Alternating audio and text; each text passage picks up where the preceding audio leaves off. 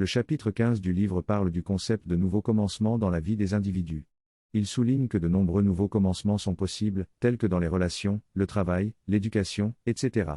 Cependant, ce qui empêche souvent les nouveaux commencements, c'est l'idée que les choses ne peuvent pas être différentes de ce qu'elles ont déjà été. Les attentes et les critères basés sur le passé empêchent les véritables nouveaux commencements. Il est également souligné que les êtres humains peuvent changer et qu'il est important de se débarrasser de l'idée que le futur ne peut pas être différent du passé. Cela implique de laisser aller les relations particulières et de se concentrer sur le développement de nouvelles idées qui briseront les anciens modèles. Maintenant, un nouveau commencement s'offre à toi dans une relation sainte. Cette relation sainte se caractérise par l'union de l'esprit et du cœur en une seule entité. Elle consiste à être en relation avec le soi, qui est uni à tous dans la maison de la vérité. Cette relation apporte la sainteté du soi à tous.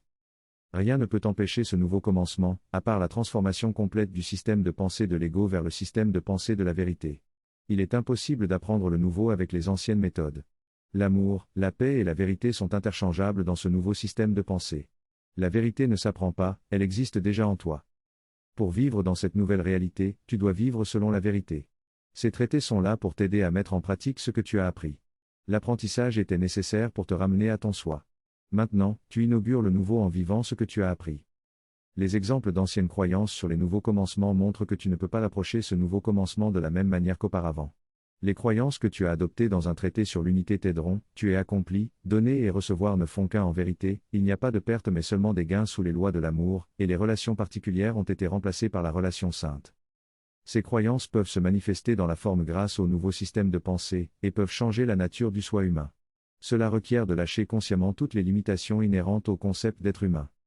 Tu n'es pas limité au concept d'être humain. Si tu continues à agir comme tu l'as fait dans le passé, tu vivras dans l'illusion plutôt que dans la vérité. La vérité remplace complètement l'illusion, et le nouveau système de pensée t'aide à accomplir cette transformation totale. Tu as déjà les moyens nécessaires pour y parvenir, la vérité t'accompagne, tout comme l'amour et la paix de Dieu.